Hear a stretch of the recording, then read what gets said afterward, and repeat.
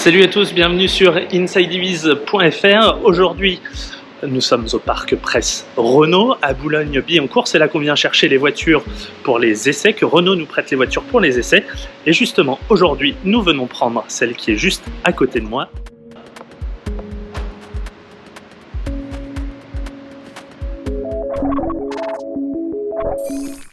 Alors nous avions déjà essayé cette Renault Mégane électrique dont l'essai est toujours à lire sur InsideEVs.fr.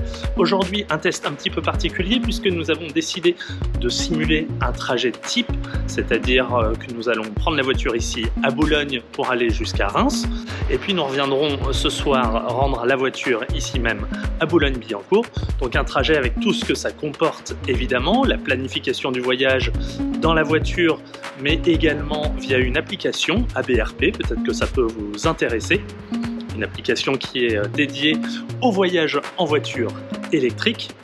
Et puis évidemment, nous regarderons l'autonomie de la voiture, mais également nous irons nous recharger sur une borne Ionity et voir si la Renault Mégane électrique est capable véritablement de voyager.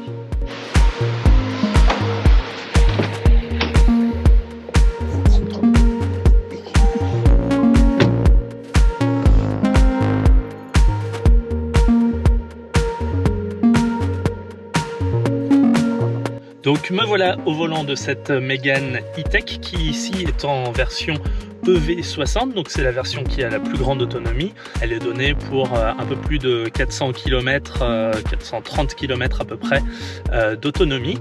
Donc là, la voiture est rechargée à 100% comme vous pouvez le voir ici, 100%, et elle est donnée pour 345 km d'autonomie. Par rapport à la manière dont elle a été conduite avant, elle est donnée pour 345 km d'autonomie. Donc nous allons profiter de ce très beau système Android Auto pour saisir la destination et nous allons le faire avec la commande vocale. Allez à la cathédrale de Reims. Le lieu, cathédrale Notre-Dame de Reims, se trouve à 1h56 de route de votre position dans une circulation modérée.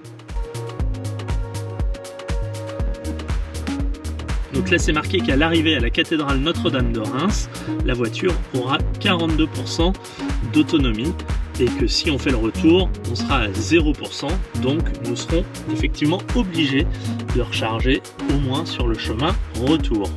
1h57 de trajet, 153 km. Alors chose promise, chose due, je vous avais dit que je testerai également une application qui s'appelle ABRP, une application de planification de trajet. Donc là, elle est disponible directement ici, car j'ai branché mon téléphone directement en USB-C, ici sous la coudoir centrale. Et donc avec Android Auto, toutes mes applications de mon téléphone, ou à peu près toutes, s'affichent directement sur l'écran. Donc ça c'est vraiment très bien. Et donc ABRP se trouve juste ici. Donc je clique dessus. En revanche, ça c'est un peu la mauvaise nouvelle. Ça me dit qu'il faut que j'ai un compte premium sur ABRP pour l'utiliser directement sur Android Auto. Donc ça, bon, tant pis, c'est un petit peu dommage. Du coup, on va l'essayer, on va l'utiliser directement sur le téléphone. Donc ABRP est ici, donc c'est vraiment très bien fait. On rentre ici une position, donc je mets ma position, je mets également l'endroit où je souhaite aller, donc cathédrale Notre-Dame de Reims. Voilà, ça calcule le trajet. Alors il y a des fonctions qui sont très intéressantes ici et qu'on peut utiliser vraiment pour voyager. Donc ça c'est très pratique. Et par exemple, j'ai cliqué sur commodité. Et donc là, on peut faire en sorte de trouver un restaurant qui coïncide avec nos arrêts de recharge. Donc un restaurant, un hôtel ou un shopping. Et ça vient de nous calculer l'ensemble. Donc 1h25, 152 km, il faut que je change et que je mette que la voiture a 100% d'état de charge. Ça aussi, c'est vraiment bien fait. Voilà, 100%, c'est rentré. En fonction de ça, ça va recalculer évidemment le trajet et le pourcentage que j'aurai à l'arrivée à Reims. Voilà, donc d'un côté, j'ai mon application qui me dit que j'arrive à Reims dans 1h24, 151 km et que j'arriverai avec 44% d'autonomie. Donc ça, c'est l'application ABRP. De l'autre côté, nous avons Google Maps qui dit 1h57, donc quand même une bonne demi-heure de plus de trajet. 153 km, ça à 2 km près, c'est la même chose. Et que nous arriverons à 12h49 avec 42% d'autonomie. Donc c'était 44 sur l'application, c'est à peu près kiff-kiff. En revanche, on va voir effectivement si nous allons mettre 1h24 ou 1h50. Alors, ce qu'on peut également rajouter sur ABRP, ce sont les réglages automatiques. Donc là, ça prend en charge les données météo et de trafic en direct. Peut-être que finalement, ça va également changer mon trajet. Non, on va le recalculer juste pour voir si il se dit qu'il faut un petit peu plus de temps. Non, toujours 1h24. Allez, c'est parti, on va pouvoir commencer notre trajet.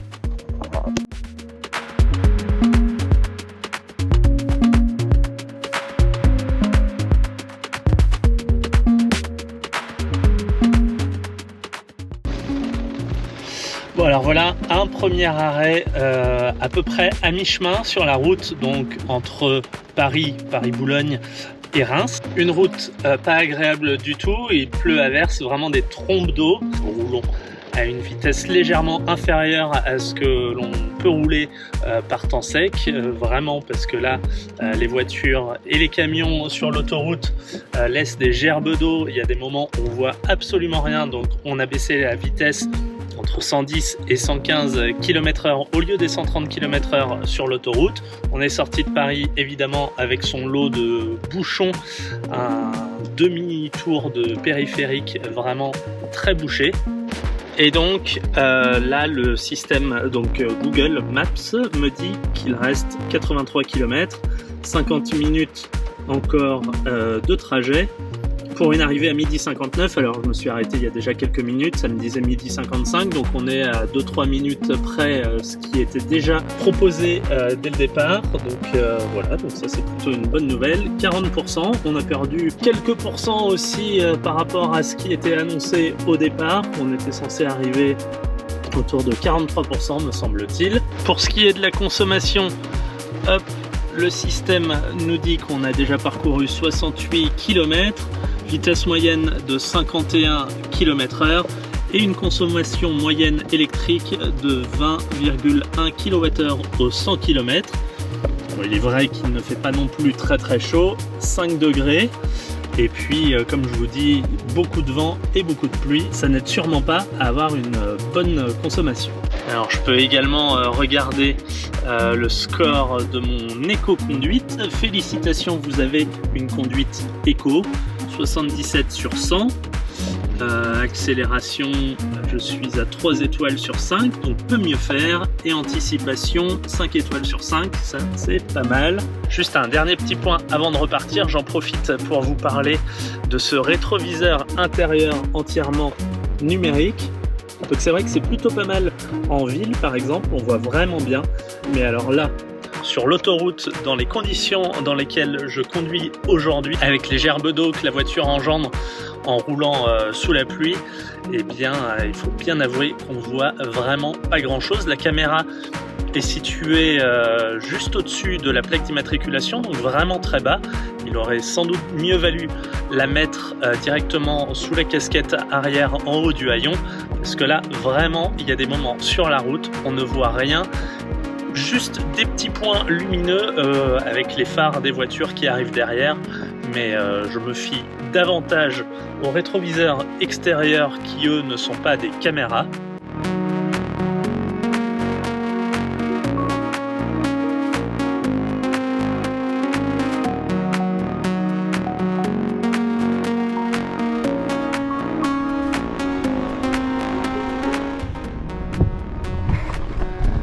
Et donc nous voici à Reims, bien arrivé à destination. Donc la voiture est à 36% d'autonomie restante, un petit peu moins de 100 km. Donc au départ de Boulogne-Billancourt, ça nous avait dit que nous arriverions à un petit peu plus de 43 km. Il est vrai que les conditions de circulation ont été très mauvaises. Alors d'un côté, on a roulé un petit peu moins vite, autour de 115 km/h sur autoroute au lieu des 130 km/h. Mais en revanche, beaucoup de vent, beaucoup de pluie. J'ai été obligé de mettre le chauffage parce qu'il fait 5 degrés également à l'extérieur. Donc voilà, je peux pas dire si l'un dans l'autre, ça revient un petit peu au même. Mais en tout cas, une chose est sûre, c'est que le système de la Mégane est plutôt fiable là-dessus. Voilà, je vous partage l'écran ici de la voiture qui nous dit que nous avons fait 150 km à une vitesse moyenne de 53,4 km/h, une consommation moyenne électrique de 23,2 kWh au 100 km.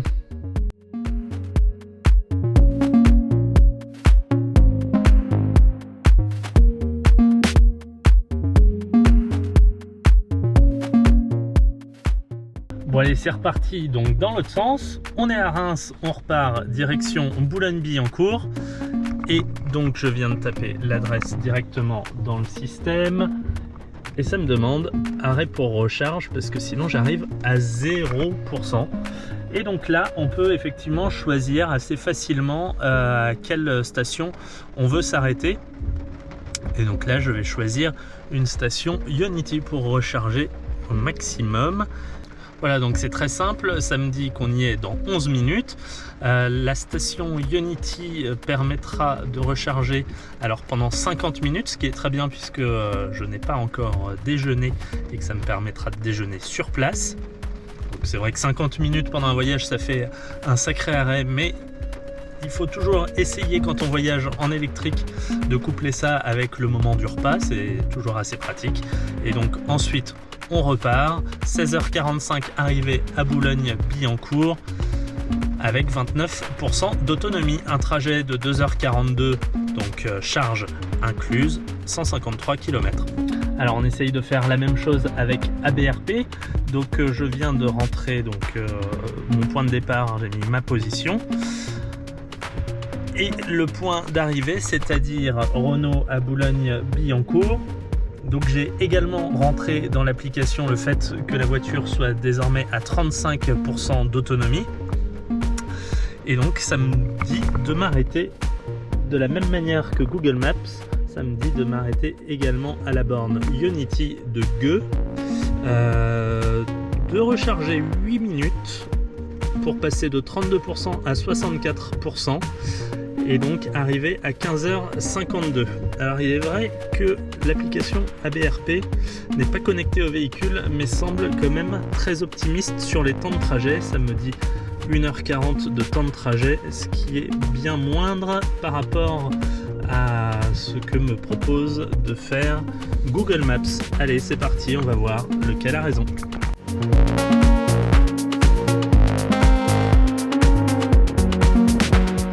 Voilà, arrivé à l'aire Ionity de l'aire de Gueux, juste à côté de Reims. Il y avait juste un petit peu plus de 10 minutes de trajet puisque je me suis trompé de route évidemment en essayant de suivre le GPS. Donc, voilà. Donc on est arrivé à 29% d'autonomie. Et alors là, le système Google Maps de la voiture me demande de recharger jusqu'à 88% au moins pour continuer mon trajet. À l'application ABRP, elle me demande de charger jusqu'à 86%. On est donc selon l'application, on est à 33%. En réalité, on est à 30%, mais c'est normal, l'application n'est pas branchée à la voiture. Et elle me demande de recharger jusqu'à 86% pour continuer le trajet. Allez, on branche la voiture. On va voir si on arrive à avoir le débit maximal de charge qui est de 130 kW sur cette Mégane EV60. Et puis après, le temps de manger, on devrait être rechargé largement suffisamment. Donc voilà, c'est branché à la voiture. Alors ça, c'est le problème des bornes Ionity quand il pleut, c'est que déjà il n'y a pas de toit au-dessus et qu'ensuite l'écran est complètement mouillé, donc le tactile c'est un peu aléatoire. Donc là j'utilise une carte ChargeMap que j'applique juste ici. Donc là la borne vérifie que le compte est bien associé. Voilà, normalement c'est bon. Autorisation confirmée. Donc là la charge de la voiture est en cours, ou en tout cas en train de se lancer. On entend la borne qui se lance. Vraiment pas agréable d'attendre sous la pluie comme ça. Ça vient de s'afficher 29%, 0 kW delivered. On est à 62 kW pour le moment. 108, ça monte. Bon voilà, vous voyez, ça fait 1 minute de recharge. On est déjà redescendu à un petit peu moins de 100 kW de débit de charge. Il aurait fallu qu'on arrive avec moins de batterie pour que ça puisse se recharger à 130 kW, qui est la vitesse maximale. Si on était arrivé avec à peu près 10% de batterie, il y aurait sans doute eu la charge maximale. Alors, vous voyez, ça s'affiche également dans la voiture sur l'écran juste derrière le volant, l'instrumentation. 35%. Il nous faut 51 minutes pour remonter à 90%. On n'ira sans doute pas jusque là. Bon, petite mise à jour, puisque le temps d'aller me chercher un café, eh bien la voiture est déjà remontée à 61% et on a récupéré déjà 60 km d'autonomie. Nous sommes quasiment à 30 minutes de recharge. Hop, un petit coup sur cet écran complètement trempé. 76% d'autonomie. Oh. Et nous sommes à 28 minutes de recharge. On a déjà récupéré presque 30 kWh. Et actuellement, le débit est à 44 kW. Et la Mégane n'est plus toute seule, puisque une EQS vient d'arriver. Juste par curiosité, la voiture est à 55% d'autonomie et 95 kW de puissance de charge. Et juste derrière, un ID4.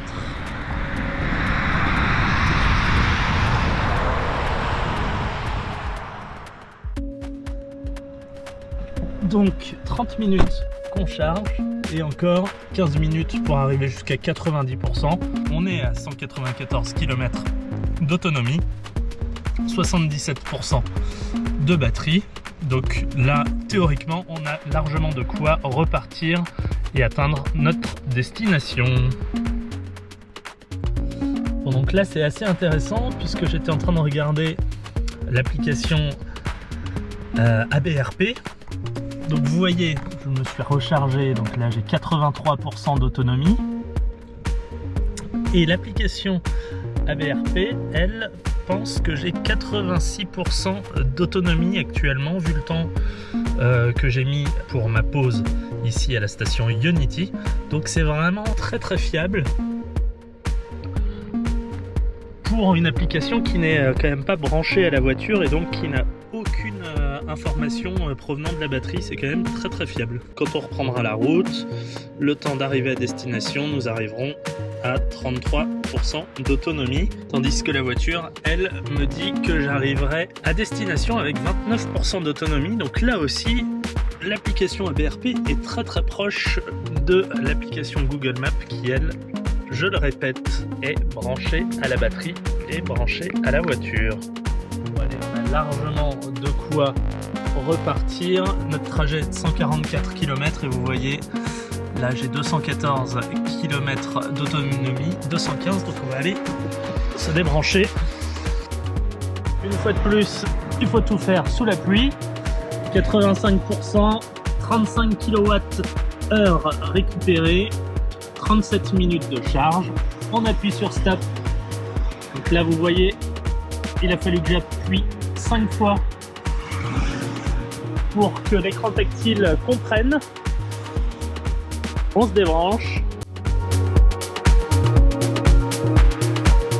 Ouf. Alors voilà, comme vous voyez, j'ai la mèche un peu rebelle, parce que ça c'est quand même le gros problème, non pas d'avoir la mèche rebelle, mais de se retrouver sous la pluie quand on veut charger sa voiture électrique. C'est quelque chose vraiment qu'il va falloir travailler chez les prestataires qui installent des bornes de recharge. Alors, je sais qu'il existe déjà, par exemple, Fastned qui commence à s'implanter en France avec quelques stations et qui propose un haut vent au-dessus et qui est censé normalement protéger. Mais là, c'est vraiment désagréable de devoir se recharger sous la pluie. C'est reparti, l'application ABRP nous dit qu'il nous reste 1h18 de trajet, arrivé à 16h37, 143 km. Alors sur le kilométrage, on est très proche de ce que dit Google Maps, 144 km. En revanche, on arrivera bien plus tard, selon Google Maps, une demi-heure plus tard, et on arrivera avec 32% d'autonomie, alors qu'ABRP nous dit 33%. On verra qui sera le plus près, mais enfin, c'est quand même kiff kiff. C'est reparti.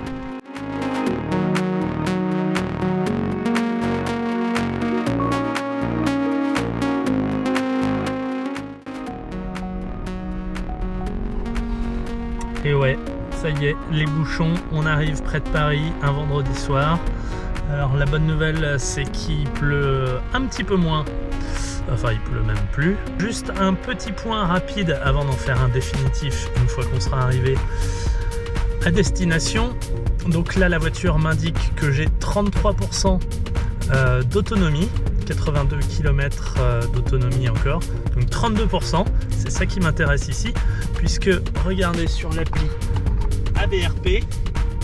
Alors, je sais pas si on le voit, mais l'application dit il y a encore 36%, donc il y a vraiment très peu de différence dans les pourcentages entre l'appli et la voiture, donc ça c'est vraiment pas mal. Je l'ai déjà dit pas mal de fois au cours de ce voyage, mais je suis vraiment impressionné. Et donc l'application ABRP me dit que j'arriverai avec 30% d'autonomie, tandis que Google Maps m'indique que ce sera 28%. Voilà, donc là encore ça se tient dans un mouchoir de poche. À tout à l'heure.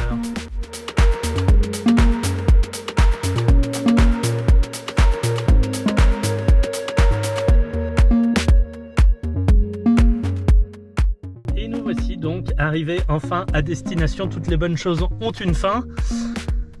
Il nous reste 27% d'autonomie dans la voiture. C'est ce que nous dit l'instrumentation face à moi. La distance de notre trajet, 304 km, une vitesse moyenne de 52,7 km/h et une consommation moyenne électrique de 23,7 kWh au 100 km.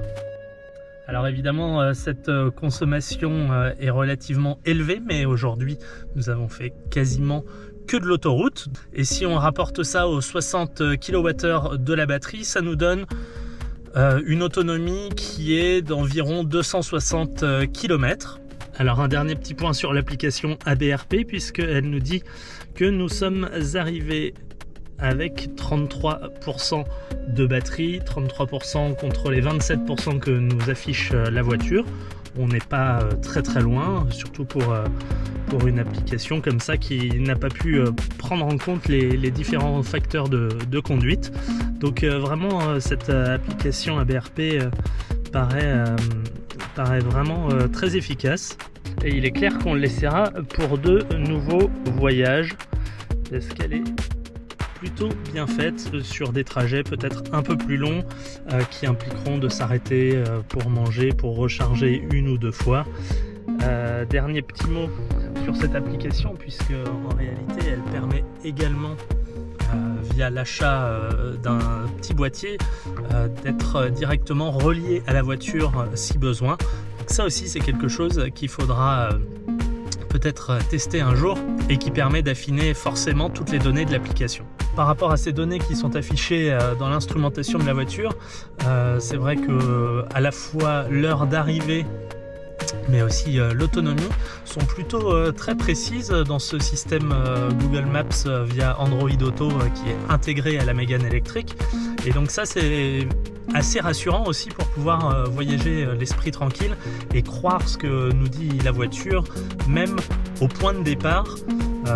L'autoroute, on sait très bien que les conditions ne sont pas idéales pour l'autonomie d'une voiture électrique et que la voiture consomme beaucoup plus qu'elle ne devrait, donc l'autonomie forcément baisse toujours un petit peu plus vite que ce qui est prévu, mais en tout cas là c'est vraiment assez précis, donc il y a de quoi voyager vraiment l'esprit tranquille et se fier aux indications de la voiture, donc ça c'est vraiment une bonne nouvelle dans cette Mégane électrique. Merci à tous de nous avoir suivis dans cet essai, dans ce test de consommation de la Mégane E-Tech électrique. On se retrouve très prochainement pour de nouveaux essais.